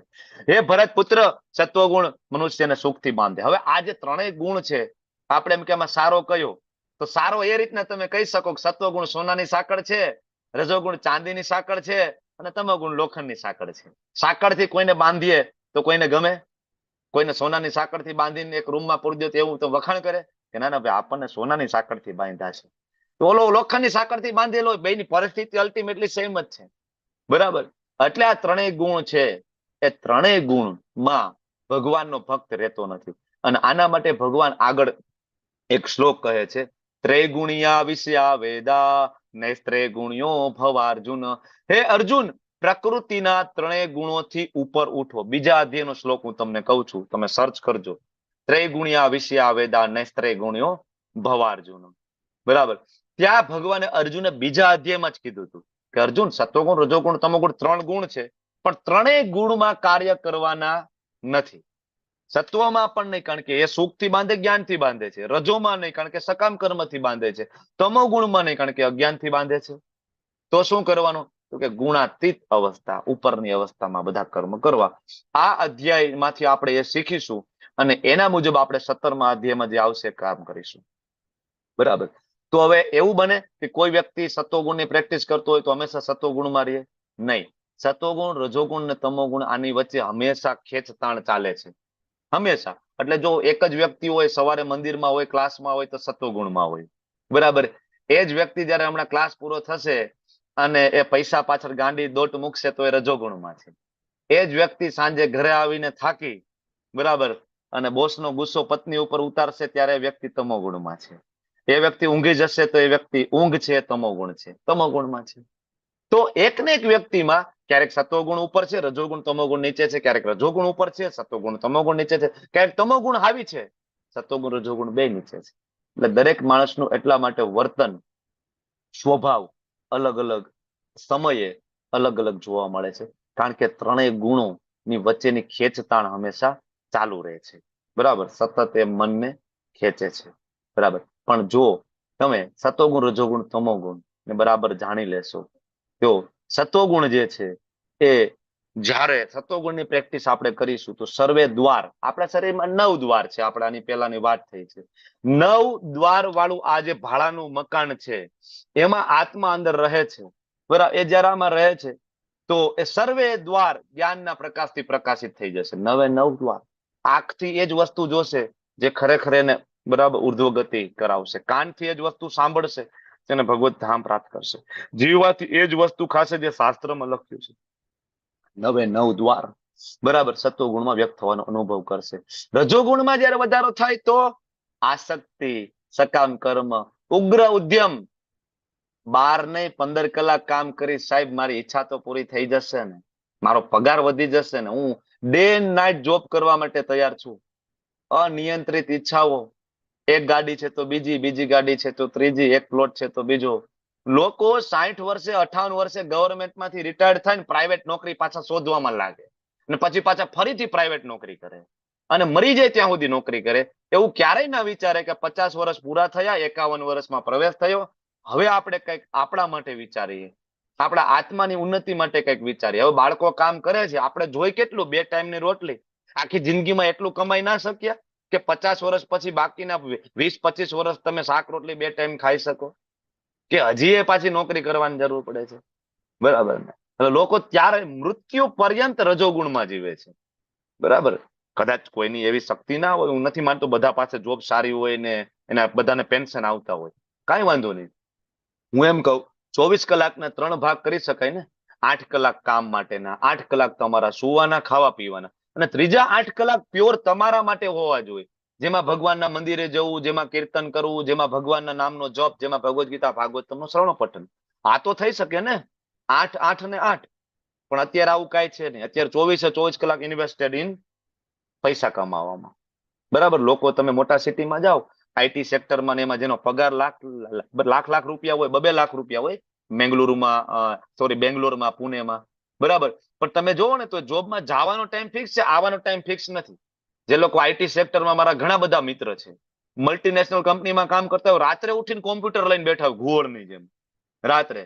કારણ કે અમેરિકન કંપની હોય ત્યાં દિવસ હોય, અહીંયા રાત હોય, તો અહીંયા રાત્રે ભાઈને ઉઠીને જોબમાં લાગવું પડે છે. આના ઉપર કંટ્રોલ લેવો જોઈએ. અનિયંત્રિત ઈચ્છાઓ, લાલસા. ઓકે, હે કુરુપુત્ર, તમોગુણની વૃદ્ધિ થાય તો શું આવે? અંધકાર, જડતા અને ઉન્માદ. કોઈનું માને નહીં. તમોગુણી વ્યક્તિ હોય જળ બની જાય છે. બરાબર? જ્ઞાનનો અંધકાર હોય છે, અને ઉન્માદ એનું વલણ છે, કેવું હોય છે? એને તમે ગમે તે કહો, પોતાનું જ કરે. ઉન્માદી વલણ, મોહ વ્યક્ત થાય છે. તો હવે આ થઈ ગયું સતોગુણ, રજોગુણ, તમોગુણના લક્ષણો. હવે આ મૃત્યુ થાય, કોઈ વ્યક્તિ આખી જિંદગી સતોગુણની પ્રેક્ટિસ કરે વધુમાં વધુ, કોઈ રજોગુણની પ્રેક્ટિસ કરે, કોઈ તમોગુણની પ્રેક્ટિસ કરે, તો એના મૃત્યુ પછી ક્યાં જાય? ઘણા બધા એમ કે મનુષ્યને મનુષ્ય જન્મ મળે. બરાબર? સફરજનના ઝાડ ઉપર સફરજન જ આવે. પછી તો તમે લોજિકલ વાપરો છો. બરાબર? બાકી તો ભગવાન ચૈતન્ય મહાપ્રભુના ઉપદેશો વાંચો, તેમાં સફરજનના ઝાડ ઉપર ચીકુ હોતા આવે. બરાબર? એમાં ખાલી કહેવાય આંબાનું ઠૂઠું આવે તો એમાં તરત એમાં કેરી પ્રગટ થાય છે ઓન ધ સ્પોટ. જરૂરી નથી. મધ્વાચાર્ય આંબલીના બીજ લઈ આવે, એમાંથી પૈસા બને છે, સોનાની મોહરો. બરાબર? તો જ્યારે કોઈ મનુષ્ય સત્વગુણમાં મૃત્યુ પામે છે તો શું થાય? યદા સત્વે પ્રવૃદ્ધેતુ પ્રલયમ યાતિ દેહભૃત તદો ઉત્તમ વિદાન લોકાન. ક્યાં જશે? જે ઉત્તમ લોકો, મહર્ષિઓ, બરાબર, જે ઉપરના લોકમાં જ્યાં રહે છે ત્યાંની ગતિ પ્રાપ્ત થાય. જો અહીંયા ગોલોકધામ પ્રાપ્તિ નથી લખેલી, ભગવતધામ નથી લખ્યું. સત્વગુણી લોકો ક્યાં જશે? ઉપરના લોકમાં. એટલે આપણે ગોલોક ચાર્ટ ભણ્યા હતા, એમાં સત્વ લોક થી લઈને નીચે સુધીના પાતાળ લોક સુધી આપણે ચર્ચા કરી હતી. તો પૃથ્વી લોક જે છે આપણો, એના ઉપરના જે કઈ લોક છે એમાં જવા માટે તમારે સત્વગુણની પ્રેક્ટિસ, દાન, પુણ્ય, આ બધી વસ્તુની જરૂર પડશે. જો તમારે જવું હોય તો ચાલુ કરી દેજો પ્રેક્ટિસ. પછી રજોગુણ. બરાબર? હવે કોઈ રજોગુણની પ્રેક્ટિસ કરે તો ભગવાન કહે છે કે કર્મ સંગી શું જાય તે, સકામ કર્મ કરનારા જ્યાં જન્મ લે ત્યાં, મતલબ અહીંયા આ પૃથ્વી લોક ઉપર પાછા આવશે રજોગુણી. કોઈ વ્યક્તિ હોય આખી જિંદગી ખૂબ કામ કરે, ખૂબ મહેનત કરે, ખૂબ પૈસા આવે અને એનામાંથી ખૂબ દાન કરે, પણ જીવન તો રજોગુણી રહ્યું ને, તો એને ઉપરના લોક પણ પ્રાપ્ત. ભગવત ધામ તો ભૂલી જ જાઓ. ખૂબ ઘણા બધા મોટા મોટા બિઝનેસમેન ખૂબ દાન કરતા હોય છે, પણ જીવન રજોગુણમય રહ્યું ને, એટલે એને ફરીથી અહીંયા જન્મ મળે રજોગુણમાં જ. બરાબર? ઉપરના લોક પણ ના પ્રાપ્ત થાય, સ્વર્ગ લોક પણ ના પ્રાપ્ત થાય. જયારે આપણે તો આપણા વડીલો મૃત્યુ પામે તો આગળ આપણે શું લગાડીએ છીએ? સ્વ. આપણને એમ થાય કે સ્વર્ગ જ છે અલ્ટિમેટ ડેસ્ટિનેશન હોવું જોઈએ, આપણે બધા એ જ લખ્યું સ્વર્ગ. પછી ભલે ને બરાબર જેવા કર્મ કર્યા હોય ત્યાં ગતિ થઈ હશે, પણ લખે સ્વર્ગ. સમાજની અંદર ખરાબમાં ખરાબ માણસ હોય અને બુટલેગર હોય, અને ઈ ભાઈ જયારે જતો રહ્યો તો એને હગાવાલા શું લખે? સ્વ. ફલાણા ફલાણા સ્વ. તો એ સ્વર્ગમાં ગયા છે. બાકી મનમાં એને ખબર હોય કે આને નર્કમાં ક્યાંય જગ્યા મળે એમ નથી. કામ તો આ ભાઈના એવા છે, લખે શું? સ્વર્ગ.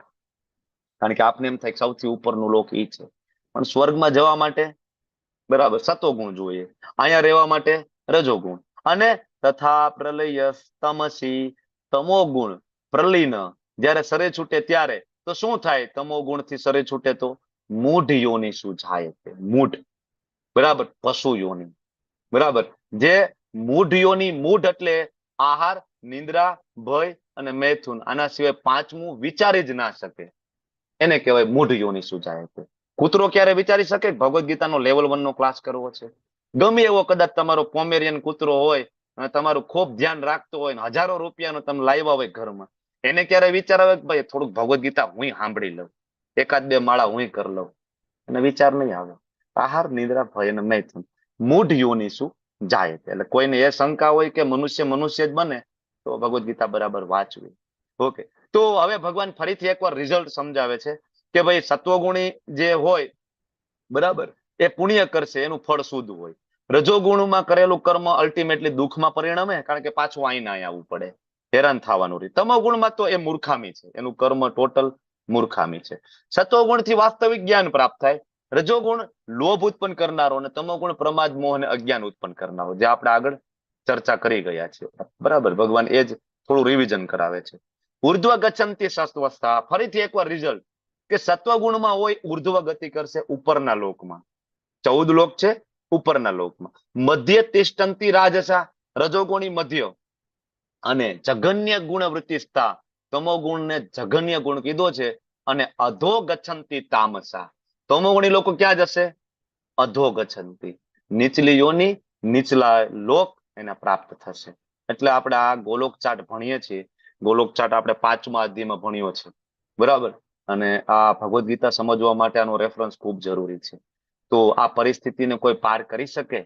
ત્યારે અર્જુન આગળ ભગવાનને પૂછશે કે જ્યારે કોઈ મનુષ્ય સારી રીતના, ભગવાન કહે છે કે આ વસ્તુ જાણી લે કે શું, કે સર્વ કાર્યોમાં પ્રકૃતિના 3 ગુણો સિવાય બીજો કોઈ કરતા નથી. આપણને એમ છે કરતા કોણ છે? હું કરતા છું. સફળતા મળી તો મારા કારણે. મેં મહેનત કરી હતી 12 સાયન્સમાં, બરાબર, એટલે મારે પર્સન્ટેજ આવ્યા, એટલે હું ડોક્ટર બન્યો, ખૂબ મહેનત કરી છે. પણ ભાઈ તું પાછું વળીને જો ને, એ જ 12 સાયન્સના ક્લાસમાં તારા કરતા ઇન્ટેલિજન્ટ લોકો હતા, બરાબર, જેને સ્કોરિંગ નથી થયું, રિઝલ્ટમાં સ્કોર ના કરી શક્યા. પણ યાદ કર કે ક્લાસમાં જયારે પ્રશ્ન પૂછવામાં આવતા ને, ત્યારે એ વિરલાઓ સૌથી આંગળી ઊંચી કરીને જવાબ આપતા હતા, પણ રિઝલ્ટમાં એનું સ્કોરિંગ ના થયું, બરાબર. યાદ કર કે તમે સાથે જેટલા ડોક્ટર બન્યા હતા, એમાંથી અત્યારે પાછો વળીને જો કે એમાંથી સક્સેસફુલ ડોક્ટર કેટલા છે, બરાબર, એમાંથી ખુશ ડોક્ટરો કેટલા છે? તો કરતા કોણ છે? આપણે નથી. જો આપણે હોત તો આપણે જે કરીએ એનું રિઝલ્ટ આપણને 100% મળવું જોઈએ, પણ મળતું તો નથી. કામ કરવાથી સફળતા મળતી હોય તો સૌથી વધારે કામ તો આ રોડ ખોદવા વાળા, બરાબર, જે મજૂર વર્ગ છે, ગોધરાથી આવે, સૌથી વધારે મહેનત કરે છે ને લોકો, તો એને ગાડી બંગલા થઈ ગયા હોય ને, બરાબર. તો જાણી લેવું જોઈએ કે કરતા પ્રકૃતિના 3 ગુણો છે, અને પરમેશ્વરને જાણી લેવાનું, જે આ પ્રકૃતિના 3 ગુણોથી પરે છે. ભગવાન આ 3 ગુણોની અંડરમાં નથી. આ 3 ગુણો શ્રાપ, વરદાન, સુખ, દુઃખ, સારા કર્મ, ખરાબ કર્મ, ઉપરનો લોક, નીચેનો લોક, આપવા વાળા 3 માયાઓ છે, 3 માયાદેવી છે. ભગવાનને આની સાથે લેવા દેવા નથી. માયાદેવી એની અંડરમાં છે, બરાબર. મયા અધ્યક્ષેણ પ્રકૃતિ, આગળ પણ આ શ્લોક આવ્યો છે કે પ્રકૃતિનો હું અધ્યક્ષ છું, એ મારી નીચે છે. ઓકે, તો દેહધારી જીવ, ઘણા બધા એમ કે પ્રભુ તમે જે વાત કરો છો તો બધા મૃત્યુ પછીની વાત છે, કે આ લોક મળશે ને ઓલું લોક મળશે ને, પણ અહીંયા જ કઈક આનંદ મળે એવી કઈ આમાં ભગવદ્ ગીતામાં ચર્ચા. એટલે ભગવાન કહે છે કે જયારે દેહધારી જીવ શરીર સાથે સંકળાયેલા 3 ગુણોને ઓળંગી જવા માટે જો સમર્થ થઈ જાય ને, તો આ જ જીવનમાં, આ જ શરીરમાં જન્મ, મૃત્યુ, જરા અને બીજી બધી વ્યાધિના કષ્ટમાંથી મુક્ત થઈ જાય અને અમૃત ભોગવી શકે છે. પ્રભુપાદ નું લાસ્ટ મોમેન્ટ નો વિડીયો આજે યુટ્યુબમાં અવેલેબલ છે, તમે લોકો જુઓ, બરાબર. પ્રભુપાદ નું શરીર તમે જુઓ તો એક નાની એવી ગાસડી ભરી લો એટલું નાનું શરીર થઈ ગયું હતું.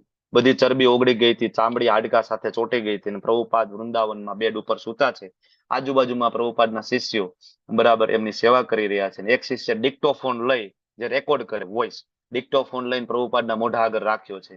શિષ્ય છે શ્લોક બોલે છે, અને પ્રભુપાદ એ શ્લોકનો અનુવાદ અને એનો લાંબો ભાવાર્થ વેદોમાંથી, ઉપનિષદોમાંથી, પુરાણોમાંથી, સંહિતાઓમાંથી લઈ અને બોલે છે. આંખ બંધ છે, આખું શરીર એવું લાગે કે અચેતન છે.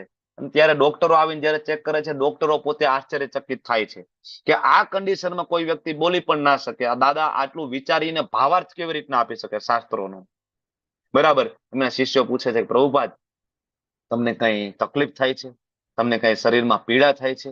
ત્યારે પ્રભુપાદ કહે છે કે નહીં નહીં, મને કોઈ તકલીફ નથી. બરાબર, હું તો સિક્યોર એન્ડ સેફ, હું સિક્યોર છું મારા કૃષ્ણના હાથમાં. મને કોઈ પીડા નથી, મને કોઈ દુઃખ નથી. શરીર તો એ નહીં હતું, પણ એને કોઈ શરીરમાં એની પીડા. આજે મારા ગુરુ મહારાજ હિજ ઓલીને જય પતાકા સ્વામીજી મહારાજ, બરાબર, તમે ક્યારેક જોવો એમના લેક્ચર્સ, એમને ક્યારેક સાંભળો. મારા ગુરુ મહારાજને ઘણી બધી વ્યાધિઓ છે, બરાબર, છતાં પણ આજે અલગ અલગ દેશની સતત પ્રવાસ કરી રહ્યા છે, કૃષ્ણ ભક્તિનો પ્રચાર કરે છે. અને ક્યારે એના મુખમંડલ ઉપર જો તમને એવું લાગે ને કે મારા ગુરુ મહારાજ દુઃખી છે. હોસ્પિટલમાં હમણાં એક ઇન્સિડન્સ તમને હું કહું, હોસ્પિટલમાં મારા ગુરુ મહારાજ એડમિટ હતા 2008માં, જ્યારે એમને પેરાલિસિસ થયો હતો. અને 2 મહિના પછી એ હોસ્પિટલમાં બેઠા થઈ શકે બરાબર એ કન્ડિશનમાં આવ્યા. અને મારા ગુરુ મહારાજ જોવે છે કે બાજુના બેડ ઉપર એક વ્યક્તિનું મૃત્યુ થઈ જશે એવી કન્ડિશનમાં એ વ્યક્તિ પહોંચી ગયો છે, કારણ કે ગ્રાસ્પિંગમાં હતા. તમને ખબર છે ને, મૃત્યુ નજીક આવે તો વ્યક્તિનો શ્વાસ બદલાઈ જાય, ગ્રાસ્પિંગ, ઉધરસ ચડે. ગુરુ મહારાજે જોયું ને ગુરુ મહારાજે તરત એમના શિષ્યને બોલાવ્યા કે આવો, આ વ્યક્તિ છે નું હમણાં મૃત્યુ થઈ જશે, એની પહેલા હું એને હરિનામ દીક્ષા આપી દઉં, એની પહેલા હું તુલસી માળા આપી દઉં, હું એને તુલસી માળા ગળામાં પહેરાવી દઉં, હું એને તિલક કરાવી દઉં. કારણ કે જેના ગળામાં તુલસી માળા હોય, હાથમાં તુલસી માળા હોય, ભાલ પ્રદેશ ઉપર તિલક હોય ને, યમદૂતો એને સ્પર્શ નથી કરી શકતા. પોતે હોસ્પિટલ બેડમાં આઈસીયુ ઉપર છે, પોતે વિચાર કરે છે કે હું આનો કેમ ઉદ્ધાર કરી દઉં. બરાબર, તો પોતે તો શરીરથી પરે થઈ ગયા છે, એના શરીર સાથે લેવા દેવા નથી.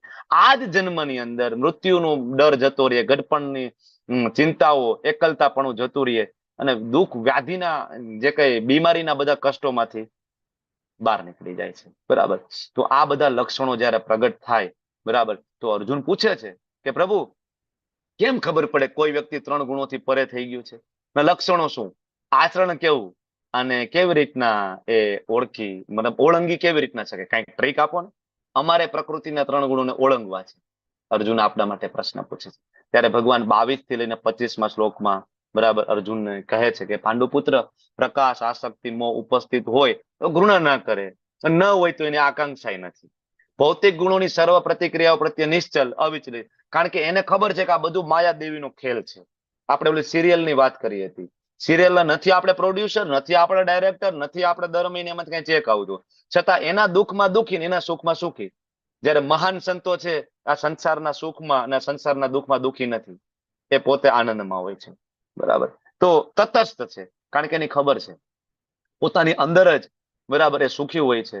અને એ માટીના ઢેફા, પથ્થર કે સોનાની લગડી બધાને સમાન દ્રષ્ટિથી જોવે છે, કારણ કે ખબર છે બધું ભગવાનનું છે. અનુકૂળ હોય કે પ્રતિકૂળ પરિસ્થિતિ હોય, ક્યારેય વિચલિત થતા નથી. તુલસીદાસ ગોસ્વામીજી મહારાજનું તમે જીવન ચરિત્ર જુઓ, નાનપણથી લઈને લગભગ સંતોના જીવન ચરિત્ર મેં વાંચવાની કોશિશ કરી છે, પણ સૌથી દુઃખદાયી જીવન ચરિત્ર હોય તો એ તુલસીદાસ ગોસ્વામીનું છે. બરાબર, એક વખત વાંચો. નાનપણથી જ લઈ એટલા બધા દુઃખ એના જીવનમાં આવે છે તુલસીદાસજીને, બરાબર, છતાં પણ એક પણ પરિસ્થિતિમાં પોતે વિચલિત નથી.